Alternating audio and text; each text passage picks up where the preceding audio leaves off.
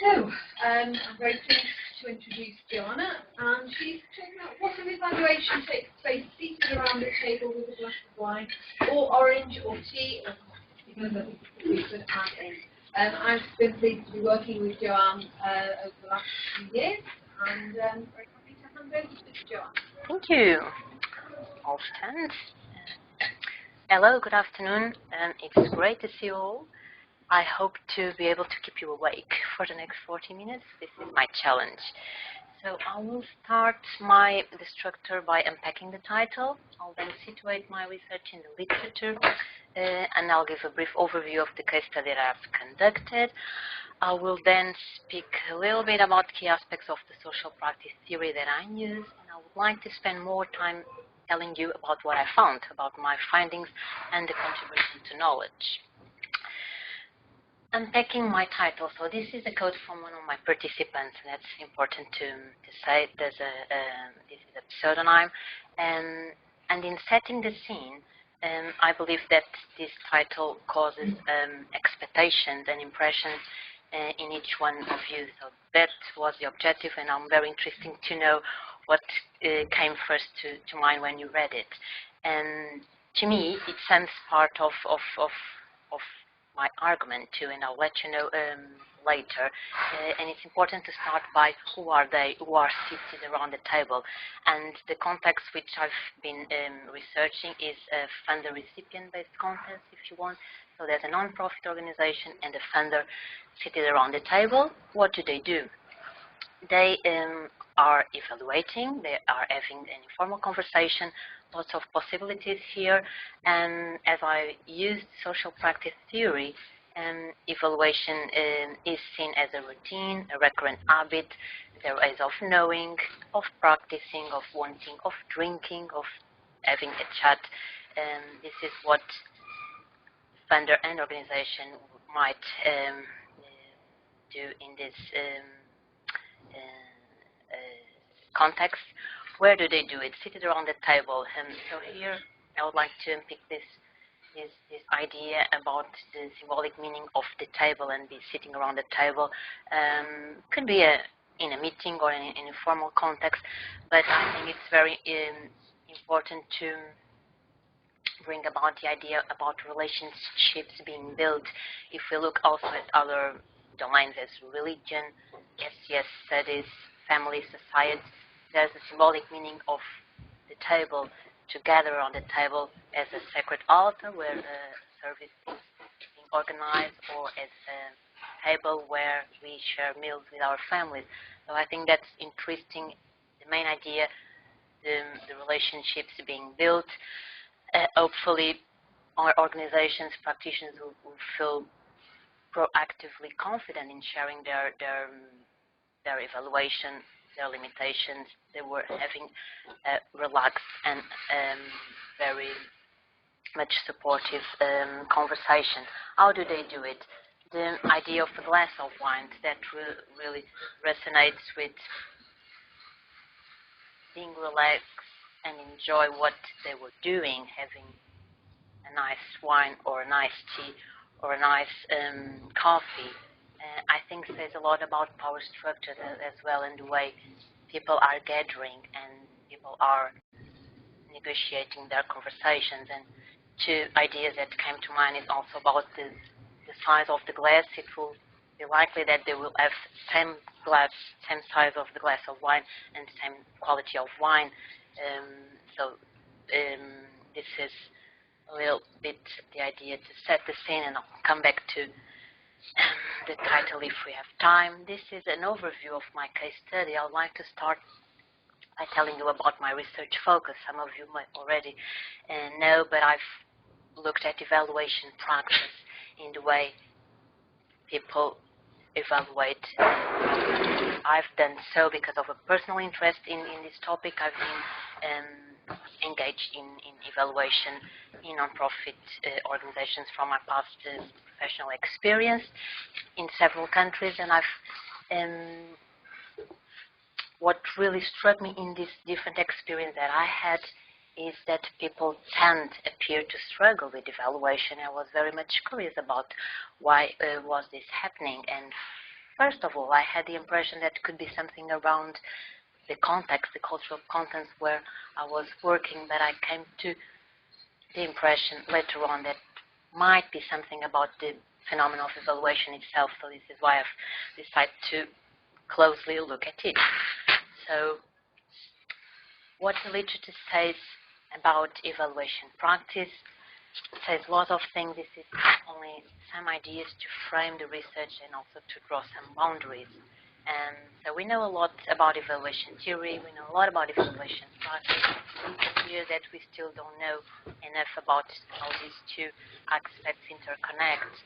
We also know that there are conflicting relationships between stakeholders and evaluation, and this will have implications that I will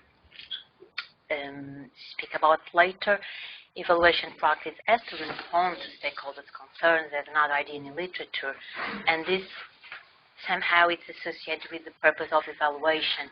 And Stake's view is interesting because it says something about almost a social justice view of the evaluation in serving to sort out the concerns of stakeholders. Other purpose approach issues as, for example, accountability, learning to improve results of a program.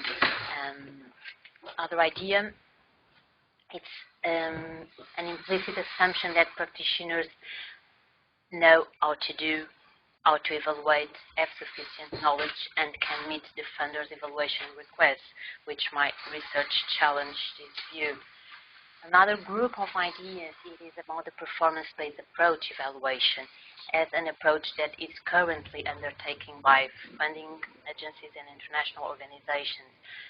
I'm not claiming nothing specifically about the performance-based approach, but only stating that the way the evaluation is currently operating for non-profit base has a certain type of characteristics and features that I will speak more about it. This type of approach that funders undertake place certainty, art, evidence, performance, issues like attribution over reflection, practice, and contribution. I'll speak more about this, I hope. This leads to a debate, a critique, if you want, about the need of alternative approaches to evaluate specifically social programs and implementations.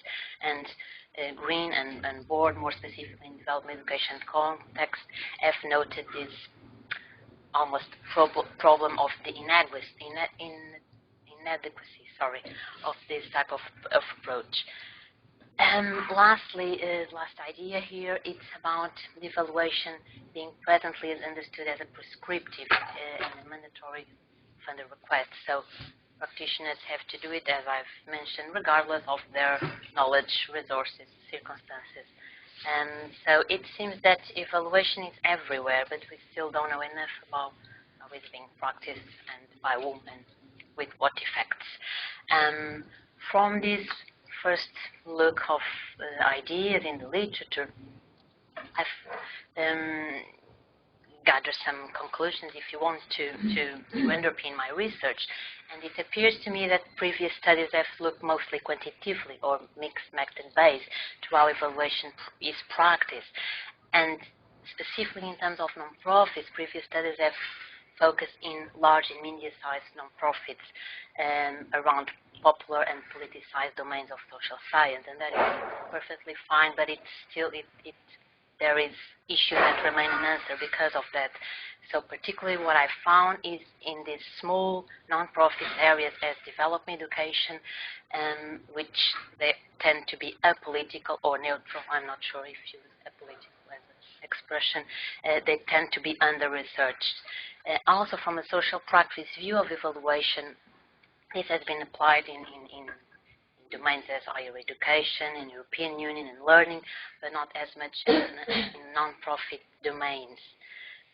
From here, I would say briefly the method that I used. From the group of ideas and the potential gaps, if you want, I've decided to look at qualitatively at how evaluation is practiced over time. So my case study is a 3-year program funded by the FID in a development education context, and I've looked at how evaluation was practiced and changed over time. My design is based in Simon's design case study, which was previously used in evaluation research, and I've collected data longitudinally over 12 years. 12 months? Sorry. Oh, geez. Keep going. Probably they've closed down. Oh, no. I've interviewed 3 groups of participants, coordinators, practitioners, and funders, and I've conducted 16 interviews, many hours of observation, both participant, non-participant. I analyzed documents with support of Atlas GI, and I've used a specific strand of social practice theory to analyze my data. If you have 10 questions about this, we could come back. I'm conscious that I'm running a little bit here, and you have set the time. This is a visual about the multiple source of data that I've collected across time. So here it's interesting because my field work, my data collection was done in 2 stages. So during the implementation, I've collected data retrospectively, if you want, about the design and planning stage. And the second phase, it was during the reporting stage. I think it's a little bit small, just to give you a sense of the data source. And this is also a timeline with multiple points of data collection, where I've included the pilot study that I've conducted. Sorry. This is work in progress. It's a timeline with factual evidence. So somehow a chronological visual of what's happening with the project. And my plan is to do a similar timeline with the findings and showing how the findings and how evaluation practice has changed. This is not finished now, so this is why it's not here. Moving on to some ideas about social practice theory. I'm sure some of you are aware and familiar with it, so I'll just explain why I use it really. So social practice is about people, what people do, their routines, their habits, their ways of knowing, wanting, avoiding, and evaluation as a set of routinized practice has been explored, has been used, and this is why I've used it to look at evaluation practice when I first collect data. A practice can be filled with when action, a multitude of action, or an innovative set of actions. So requisites, which is the social practice theories that put forward this conceptualization. You define 7 elements to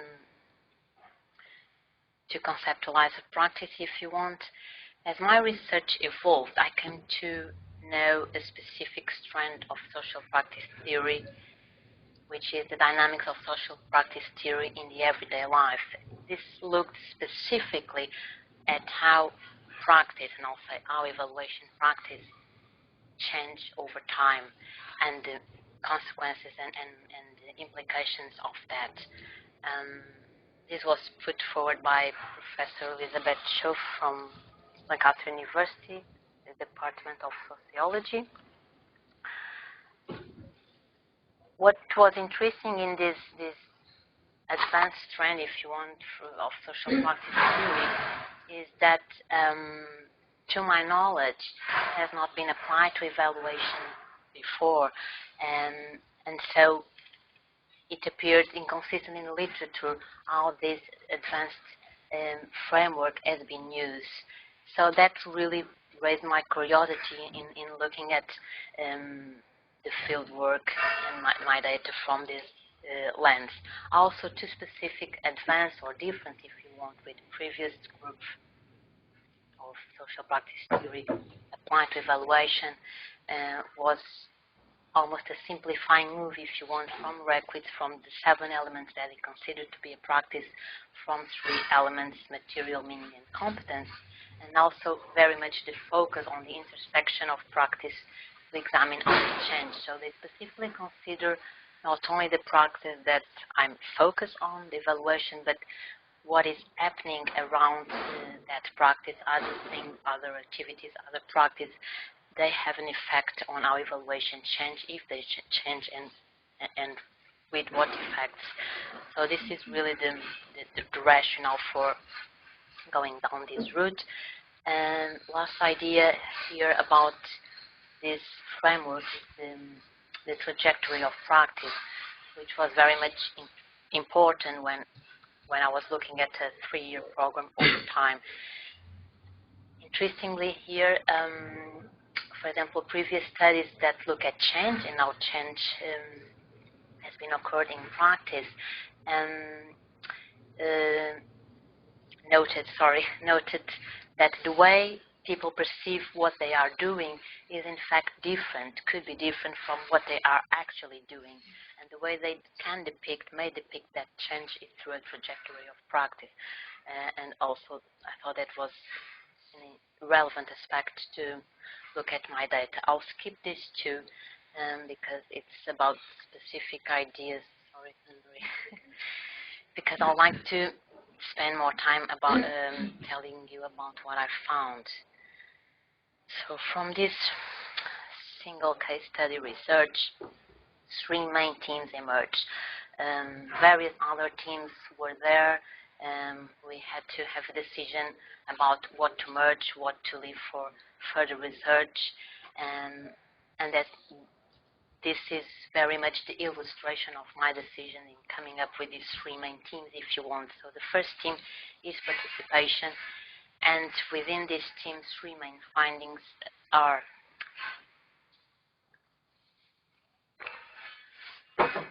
about the relation between the project design and the project evaluation itself. And this is very much an unexpected finding, in the way that participants, most of them mention the importance of the project design. And of course, I was expecting them to do so because I've interviewed them, and I'll ask them to walk me through the project since the beginning. But what was interesting is most of them shared that the circumstances under which the project was designed influenced the way they were practicing evaluation at that time. And also they've shared that some of them have not participating in the design of the project for various reasons. One group of reasons was because the funding has not been secure at that time. Of course, the project was being designed to be proposed, but because the funding was not secure, their coordinators or leaders advised them to not waste their time in being involved at that stage, so they were not participating. Another group of reasons appeared to say something about because they were already involved in doing other things. There was no point of involving them in designing this project. So for one reason or another, they have not participated in the design. What was interesting here, if you look at the literature and some of the evaluation handbooks from the FID and European Commission and other international agencies, you are likely to find a nice diagram with project design as the first stage, then you have formulation, implementation, and evaluation at the last stage. So it seems that there is a disconnect. The contrast here and in practice is that the funders nowadays are asking practitioners to include their evaluative thinking from the beginning. And when they submit their proposal, they should also attach a robust evaluation plan, and they should know by that time what they were doing in terms of the evaluation. So this was very much interesting in looking at it from that perspective. This leads to a sort of forced participation, if you want, because of course, if they were not involved in the design, they don't appear to not know what the project was about. But even though they are asked to participate in the evaluation was there to be start really, and they need to do it, to participate in some shape or form. So I've looked at this finding, if you want, from a triology of behaviors, from resistance, coping, and collaboration. So I've observed resistance in the way they start participating in evaluation, and this, for example, I've observed they explicitly shared some reluctance in doing so, which then leads to other group of findings. As the project evolves towards the implementation of the evaluation, participants seems to start coping with it and participating. They were participating, which does not mean they were engaged, but they appeared to realize that evaluation is prescriptive, is there, they have to do it. Ultimately, their jobs are under risk, so they coped, they participate. I used to say something about resilience here. I had that label as well, so to me it comes to mind they were resilient and participate and cope with the situation. And towards the end, because an external evaluator came in, they start to collaborate. So the practice of evaluation was seen as more collaborative, possibly because of that external collaboration. This also leads to another finding that I've seen, which is about barriers of participation, or boundaries, if you want, something around this, which means that three elements stood out as being influential to the way participants participate in evaluation. First of all was the element of funding, was very much prominent in everything. Every minor, major decision, funding was at the heart of decision making, almost acting as a gateway for allowing participants to participate in evaluation or not. Similarly, leadership was seen as a checkpoint, if you want, in terms of how they were participating in which way. So this somehow associated with the idea that participants lacking the ownership of evaluation. There was something that leaders have to say about it, which is okay in a hierarchical organizational structure, but all of a sudden in a small non-profit base, it was not likely to appear in this pattern, if you want. And last idea here is about the multiple working activities. As I said something about this before, the fact that they were doing lots of other practice at the same time appeared to have limited somehow their involvement in evaluation. And because in this specific context of development education, the same project workers tend to do every practice in the organization. So what does this group of findings say to us, to the community, evaluation community, to each one of you, really? My study suggests that participation in literature, participation seems to be assumed as a taken for granted thing, really. There is a request and there is an organization with their staff, so people will participate and deliver. And my research shed lines to some subtle aspects, really, in looking at how evaluation is practiced, opening up another avenues if you want to look at it much more nuanced, if you want. This is some quotes from the fieldwork. The second group of ideas, the second theme, is about power relationships. as literature said, power is everywhere. There are power structures in evaluation setting. That was visible. I've observed some interesting findings, if you want. First of all, it appeared two patterns of the context, if you want, from the funder-recipient-based context. So a balanced pattern that seemed to shift to an imbalanced pattern. What do I mean by this? By a balanced pattern, I mean there is a powerful funder, there is a powerless organization, if you want, and the funder asks participants to request some evaluation in this shape or form by the X deadline, and the organization received these requests, implicitly agree that it will deliver that evaluation by the X deadline, and it appears that the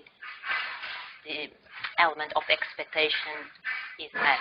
They both agree that an evaluation will be delivered, if you want. So in the sense, I've turned that balanced in our relationship.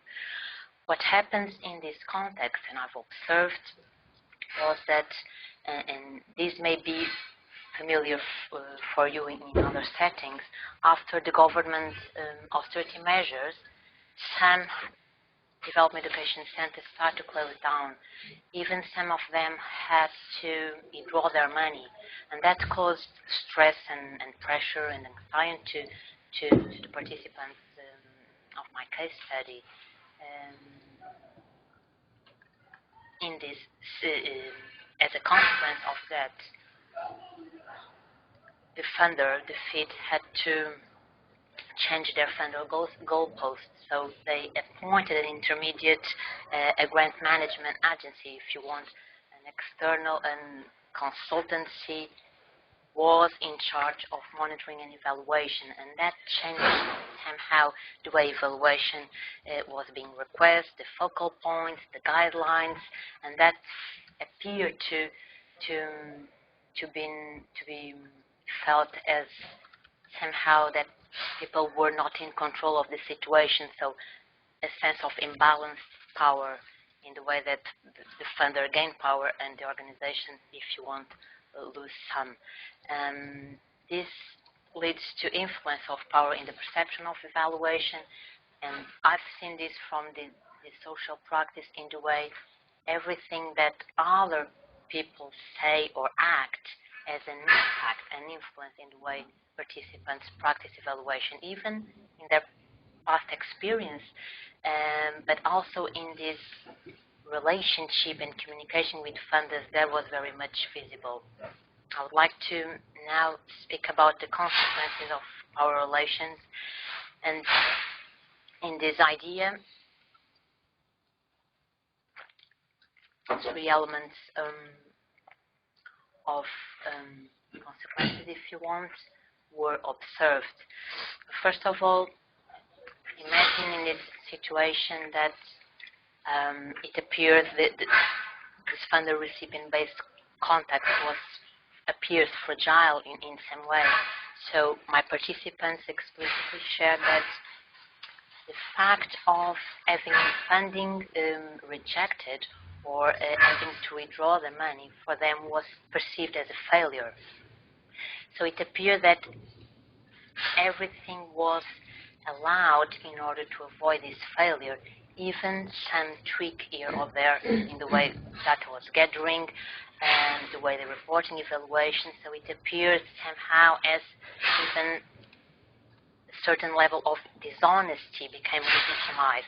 I'm still working with the label. I've just come up with legitimized dishonesty because it is clear to me what I'm having in my mind. If you have any comments or suggestions here, I'm very welcome to get it. This leads to the judgment. The idea of judgment is everywhere in evaluation. It's almost part of the ontology of evaluation. If you want certain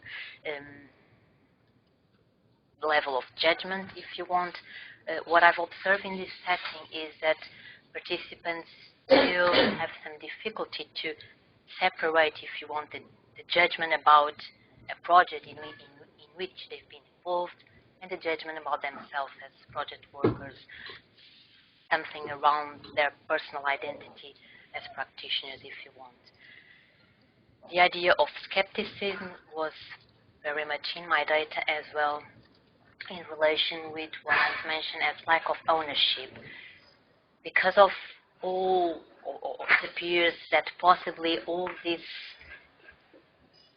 changes in the way evaluation has been practiced, has been communicated, and they have an effect in how they perceive and feel about evaluation. So explicitly shared again, they were skeptic about the evaluation as itself, not about their practice, because they were very much keen in learning from it, but it seems that the way the power relationships in evaluation were operating were somehow restricting that ownership, if you want.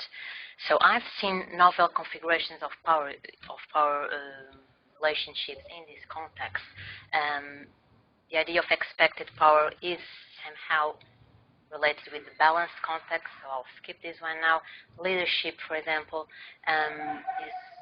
is very interesting in the way literature seems to assume that the way power is operating is somehow more or less standardized between the powerful funder and the powerless organizations. And my study suggests some new configurations, if you want, internal layers of power within the organization, where leaders, coordinators, they also exert power towards their practitioners.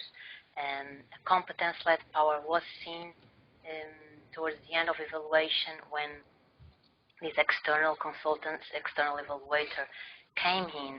Their expertise, their competence was very much valued, if you want.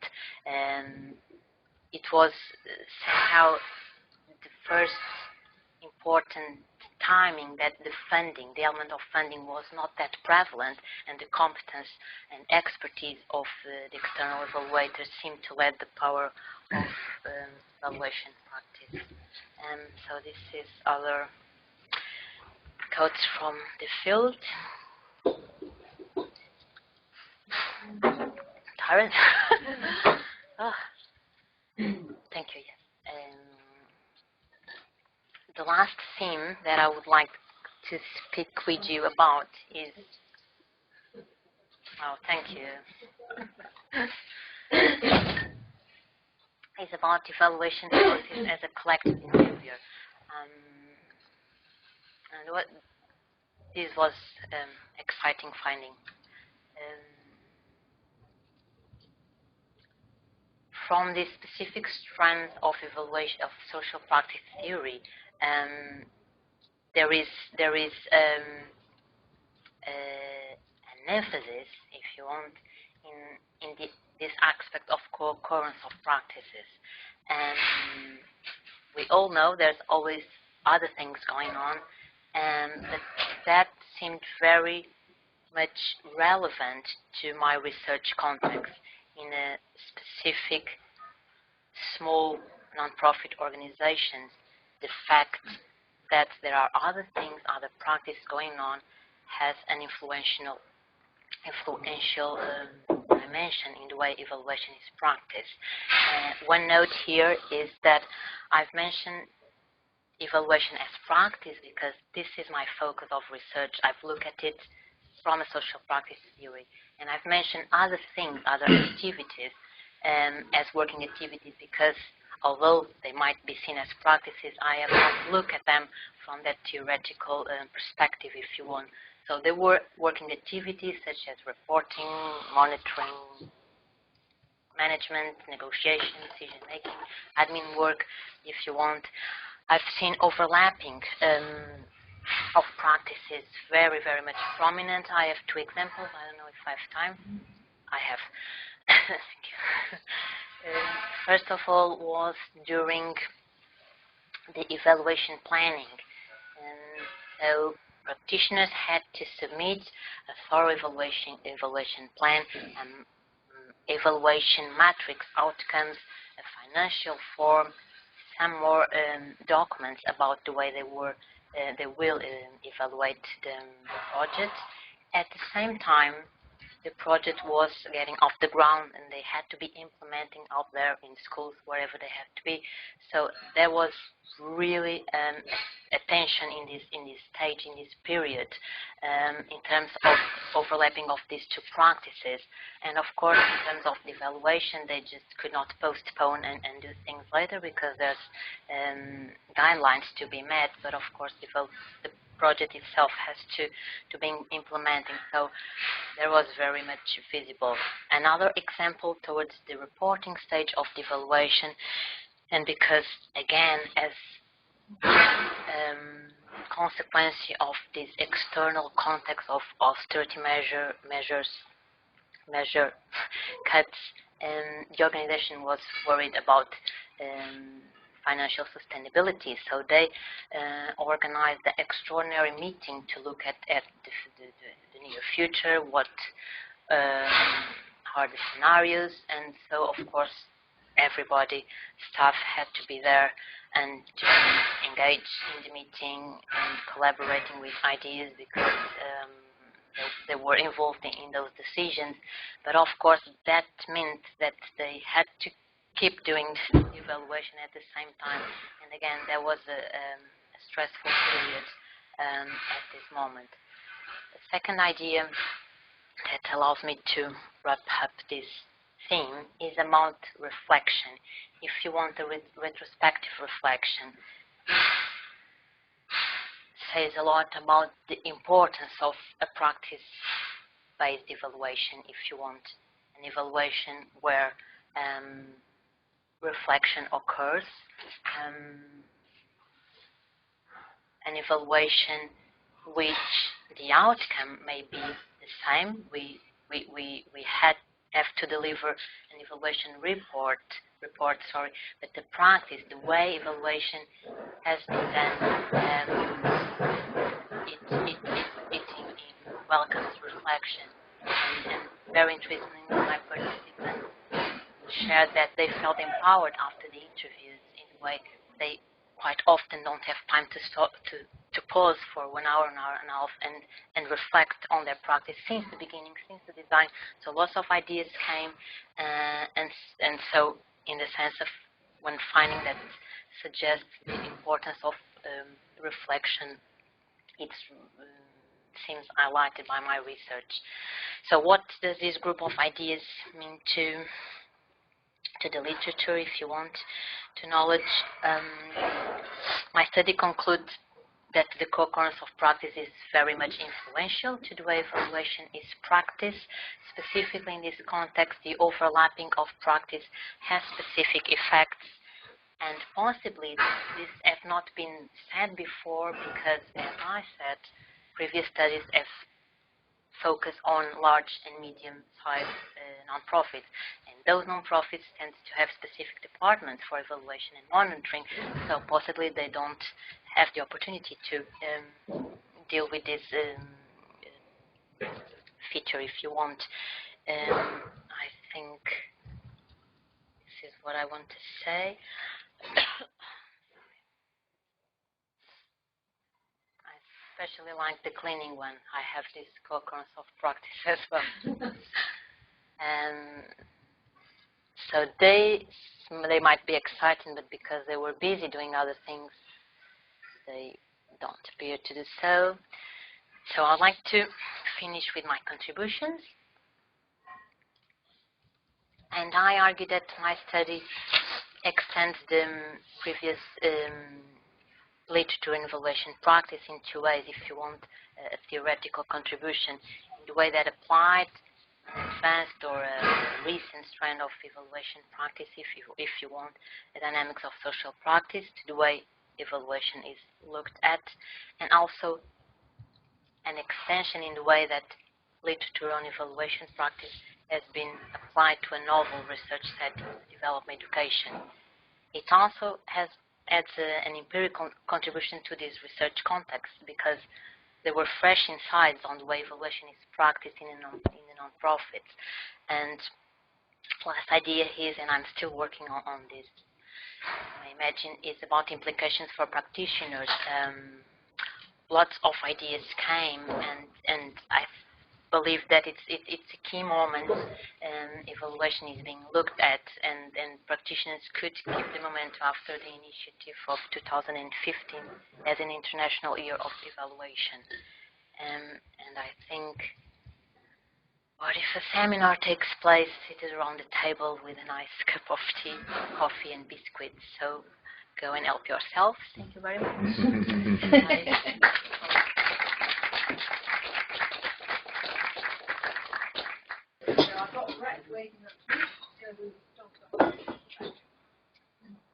That was very interesting. Thanks. Now, one of the things that interests me about social practice approaches to understanding things is this kind of link between the collective, the individual, and what's going on in the head.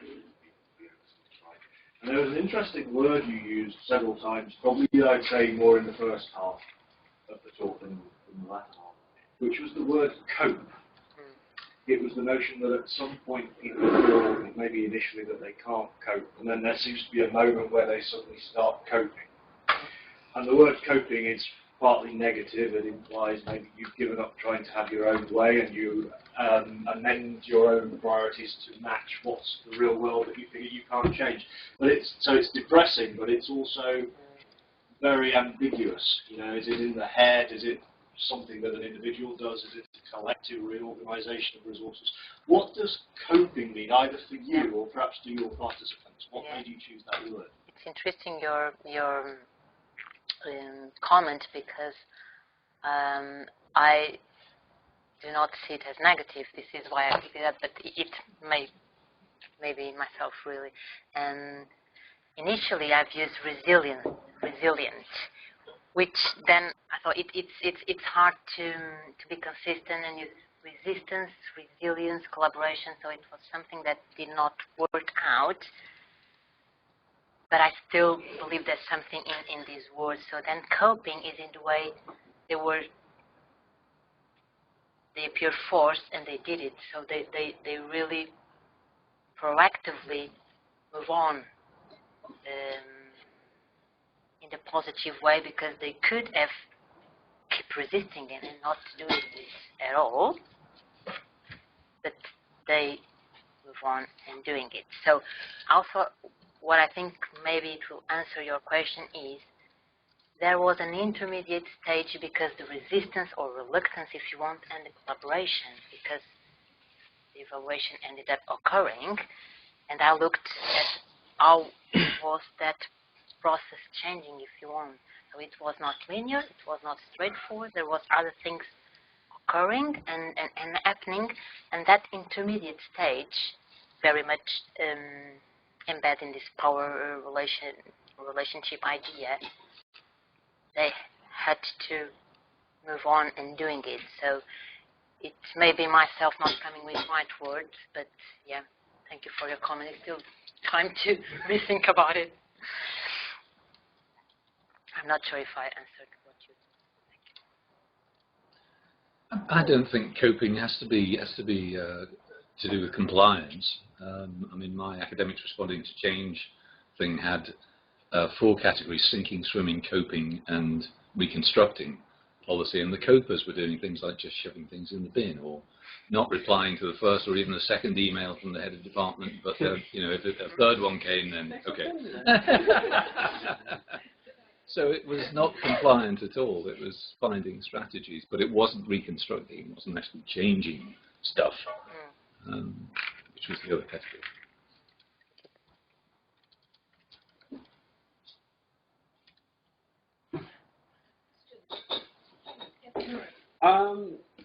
I will.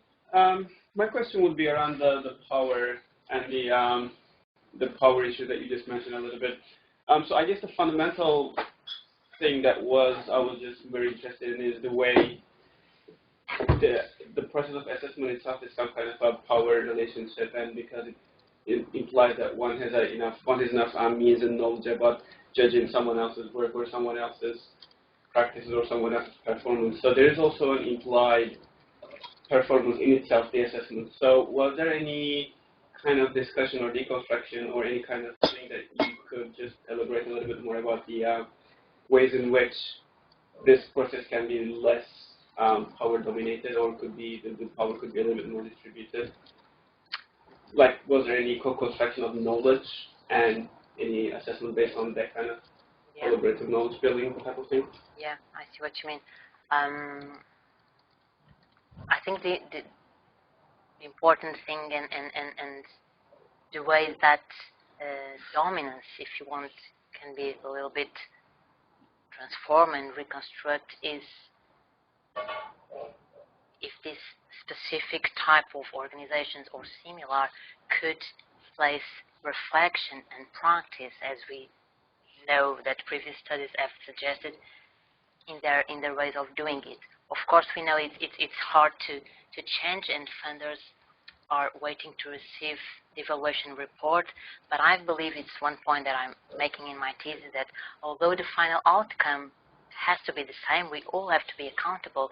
There is some room, place for alternatives in the way practice is occurring. So and having said that, in occurring in this way, in a practice-based way, I believe that the role of judgment will be more reconceptualized, if you want. I'm not sure if I answered what you meant. Could I just follow up in terms of that, about saying a little bit about how the judgment is laid out or practiced by different people? Because there were different kinds of details. You had obviously the funders, and then you had the leaders, and then you had the practitioners. Yeah. How is judgment played out for those different groups? Yeah. I think what you're saying is there was different levels of judgment, and I think what was really interesting to see, but also it has many implications for the way practitioners practice evaluation, is that the judgment from the funders, it's not the only one occurring, and of course the leaders and coordinators and the boards, directors, if you want, they have also something to say, especially, and I think it's an idea where the context and the role of context came in a setting which is somehow precarious in the way they will move on and occur. So, yeah, I have to elaborate this more. I was really interested in the concept you talked about of legitimised dishonesty. I was wondering where you saw the boundary between pragmatism and dishonesty in that context. Yeah, there's an interesting one. It's hard to make a statement about that, and I want to do it. But it was, again, I having the coping idea in my mind, in the way that everything one thinks, we became what we think, if you want, and participants appeared very competent, if you want, in legitimizing their practice, because it has to be done, especially, and I think this is really important, when other situations where possibly this legitimized dishonesty was not happening ended up with a negative outcome because they closed down. So I think something about fear as well. They fear it, so they have to cope and do something and act. But I think from social practice view, it's a positive view. We have to do it. And the interesting thing is they were aware and they reflect about what they've done. So I think another idea that I forgot to share with you is what this specific framework of trajectory of practice allows is to pick some moments of practice, if you want, and replicate, because they were successful in a certain setting. And the same applies to certain bits of practice where they have not been successful, and learn from that, really. And I think this legitimized dishonesty could be a good example of that. Dawn, I'll just invite you if you've got any questions to ask.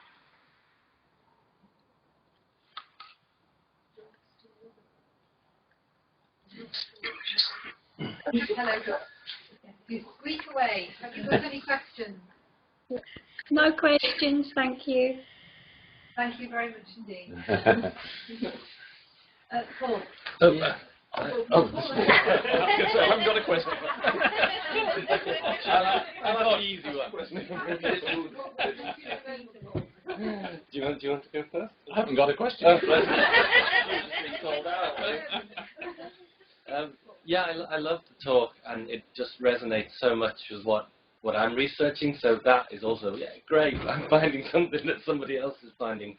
I think we have slightly different angles, but I guess my question is just on this legitimized dishonesty. It's really interesting because what I'm finding is that, for example, KPIs and impact assessments, they also produce their own dishonesties, and then the coping people respond to that.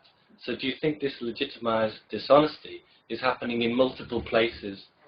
And what I'm finding is like a knowledge chain of people doing different things and reproducing what the project was all about for different reasons. I'm tempted to say that it starts on the funder side. I'm not sure if I should say that, but yes, I think you have a good point. It's the way this legitimized dishonesty is played and communicate really. And also, interestingly, I've observed that because I've been there for 12 months. I could have not been able to see it because, of course, it is well done in the way. The step to become legitimate, I think there's much more to be said. Yeah, that's it. Thank you. I had one director of an NGO saying that the farmers they were working with didn't know their own income. They didn't know. They got it, they spent it, they sold a bag of meat or flour and they got it and they spent it and didn't have monthly income. But on their Excel databases and spreadsheets, there were thousands of rows of monthly income and expenditure because that's in the cells that the funders needed and the management needed, but the farmers didn't use monthly income as part of their daily lives. You know? I think that's also an idea that I did not mention because of obvious reasons, time, and which is the opportunities for these type of practitioners to get professional development, training, and to learn more. Because I've seen people passionate about evaluation, understanding more, but they just don't have the funding, the time and opportunity, and because they don't have that opportunity to get the knowledge, they start picking up ideas from the external sides and to perceive things from possibly individuals that have had negative experience before, and that was very much visible, and I think it somehow links with this dishonesty, because if they don't have any other opportunity to just go and find out the honest way of doing it, and well, the right way that serves what they have to be done in an ethical form, if you want, it has to be done anyway. So, thank you. Just keeping on the same subject, with the legitimised dishonesty, was it tacitly practiced? You know, was it kind of hidden, or was it transparent to? It was transparent. Sure, I will. I was breathing. Especially, and this example might resonate with some of your contacts. In this setting, they receive multi-funding projects. Sorry, the funding was received from various funders. So they had to split data, look at the guidelines, find the right way, the legitimized way of doing it, and that was very much visible and hard to do, but they coped and did it. So that was a specific example very much there. And I believe they shared this in transparency because they want to find out other ways of doing it. It's appeared fair enough in a sense So I'm not sure if I answered you.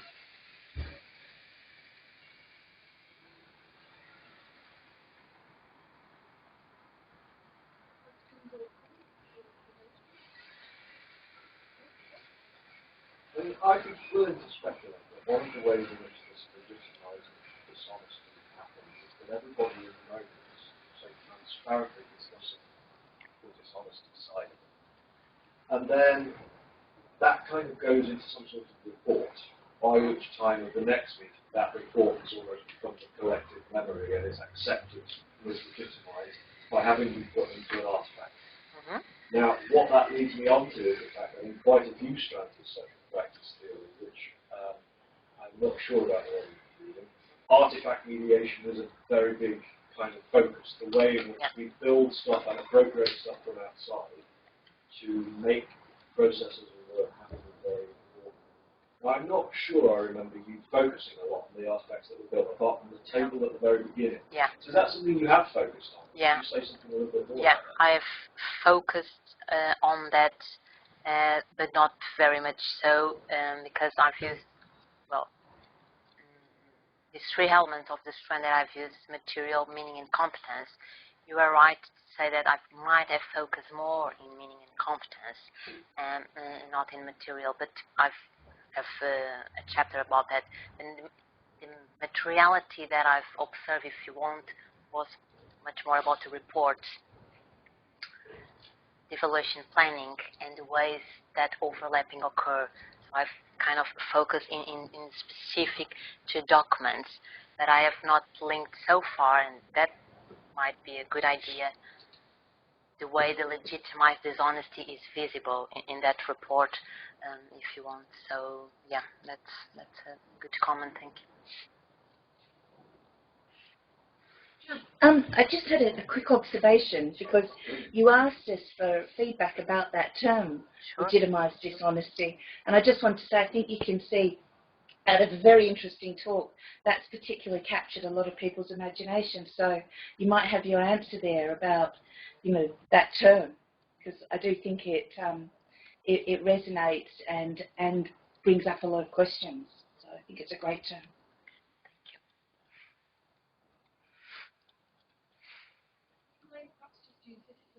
To ask a little bit about, you mentioned that there are these working activities, which in other contexts might be described as practice. Yeah. And I wondered if you perhaps just give maybe a few examples or illustrations of how those working activities in a sense impacted upon the evaluation practices. Yeah. Whether they impacted more on some practices. Yeah, sure. I've observed specifically co-occurrence, if you want, between evaluation practice and the implementation of the project, and the way they were reporting the project, and well, the negotiation is more, if you want, the contact with funders, and the most prominent co-occurrence, if you want, was with the implementation. One I gave examples, but was very interesting the others as well. For example, in terms of reporting evaluation, and because I'm laughing because they were so small human resources that they just couldn't even discuss the skills that they have in order to do one practice or another. And that is one thing that people involved in evaluation tend to say, I've observed, is I'm not good with data, sorry, I'm good in writing. I'm not good with going and interview people, I'm prefer to do the other bit. And in this situation, they just could not say that. They have to do what needs to be done. And that creates the skepticism that I've spoke is almost the weight on their shoulders of all these images and perceptions, but also the factual evidence. It's not word, but the real thing that they have to go and do it, really. I'm not sure if... Any other comments or questions?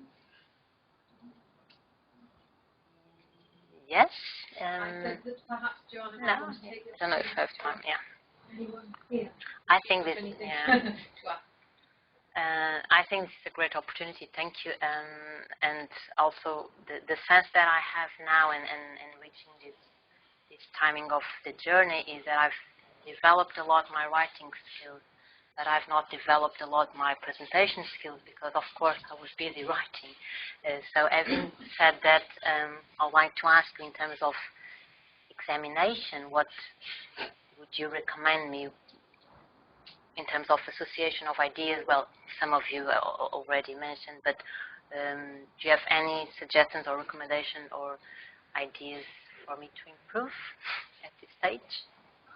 I think it's just taking this opportunity as a practice.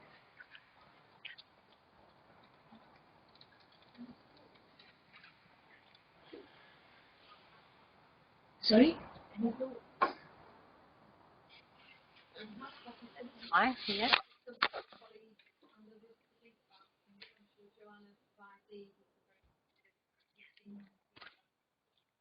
Can I ask you to join me in saying that thank you, Joanna? It was really interesting.